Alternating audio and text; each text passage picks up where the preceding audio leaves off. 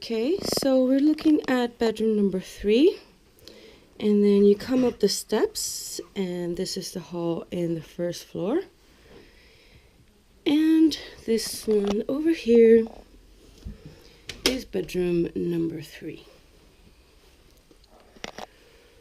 Alright, so as you can see, you got a very bright and spacious bedroom with a double bed.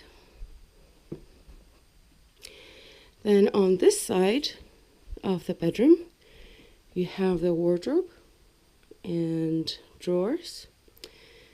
There's a TV. All these personal effects will be cleared out, of course. Then you have the other part of the wardrobe, like the closet itself over here.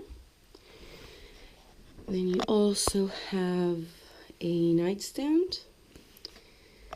The heater is right here by the window, close to the bed. And the window leads to the backyard of the house. Okay, so let's take one last look.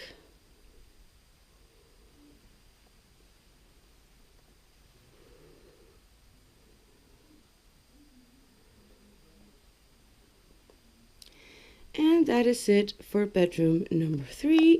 Thanks for watching.